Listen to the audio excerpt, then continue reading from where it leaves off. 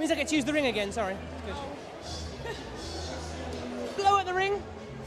Good work, well done, very good. Got any more? No? Oh look, a box of wonder. I wonder what's inside. Someone should check, quick.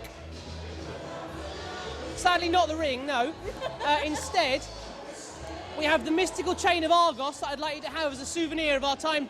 No, okay. Could you pick a piece of string, please? Just one, don't be greedy. And tie it around the bottom here, please.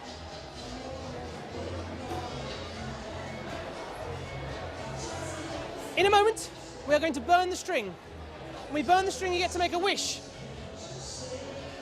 I suggest you wish for your ring back. You may not want the ring back. It's the only wish I can grant right now.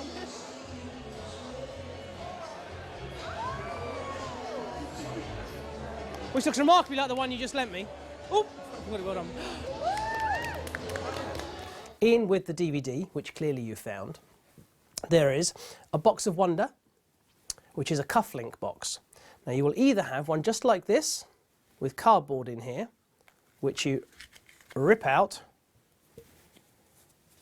invert the edges,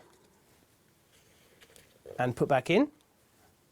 Or, turns out exactly the same box, comes in a different thing, depending on how many millions get ordered.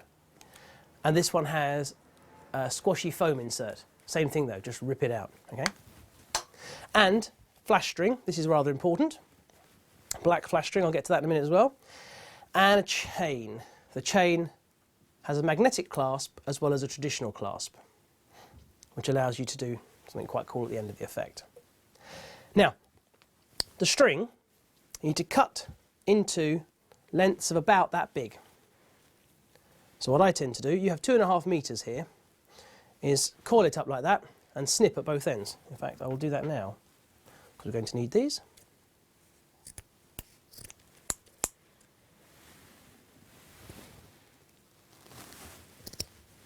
They live, not quite that many, they live inside the box of wonder, and on top of that lives the chain.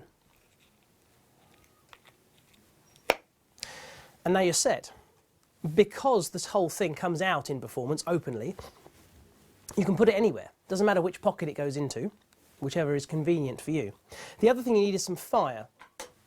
I tend to carry a lighter in my left pocket. It needs to be ready for your left hand, the lighter.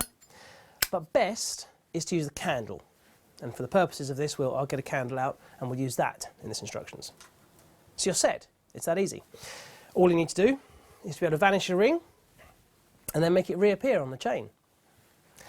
The vanish I use is an adaptation of a vanish that Pat Page taught me. If you have flaps on your pockets in your jacket, you need it tucked in on this side.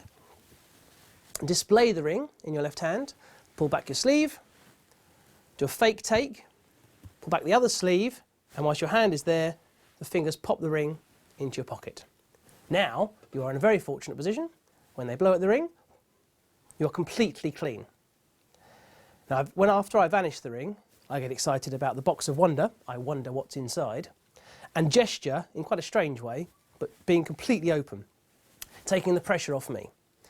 This isn't an opening trick for me, so by this point, they're in denial. Some people think it is in the box. Everyone else is, it can't possibly be, but maybe it can because the magic's been so good. And they go for the box. Someone opens it up. Whilst they do that, I quite happily put my hand in my pocket and bring the ring out in finger grip. Now, if you are keen to do this trick before you've quite practiced that, you still have enough cover to take the ring out of your pocket and put it there with your other hand, because everyone dives for this. As you can tell, this has been designed particularly for my kind of close-up magic work, which is at banquet tables, where there's a lot of busyness. You couldn't just put the ring in the right place if you were doing this in a more formal environment as part of, say, a parlour show. You have to practice the move if you want to do that. Someone opens the box of wonder, slight disappointment, certainly hilarity, as they realise the ring's not in there. The chain is removed. I dive in and grab the chain if I'm ready. Make a gag about the chain being a replacement, and then here's the only real move you have to do. Settle the chain away from the box, because it sticks. Settle the chain, so it doesn't move too much, and lower it down, straight through the ring. Because there's magnets, it does itself up for you, and you move the chain around so the magnet and catches are out of the way of the drop of the ring. Now, someone picks a piece of string and ties it onto the chain. I'll show you what happens now before we do it with the fire. As the flame burns, as the string burns with fire I should say, all you do is let go of the ring. That's the move. Simple as that. And here you can see here it can be really open. If the person sitting down to my right starts to look up, I just bring that finger in, covers them looking up and seeing the ring, but you can be really open with the chain. Just the tiniest move lets it drop. So, I will do the job of tying the string on, which they do. I use flash string rather than flash wool, first out of circumstance and now out of choice. I was consulting on a show, Women Beware Women, up at the Royal Shakespeare Company in Stratford, and one of the effects I had was going to be great. I was going to have black flash string, plaited to make it thicker, and it was going to be in the cracks in the floor, and it was going to be a spider web of fire as this girl was supposed to burst into flames. And then the effect got cut. But it got cut after I had ordered 1,200 metres of black flash string. 1.2 kilometres of this stuff. And when you only use that much in each performance, it goes a long way. But now, it's out of choice. I like this string, and I like it in black. So now it's a choice thing. Right, so hang on a second, we need some fire.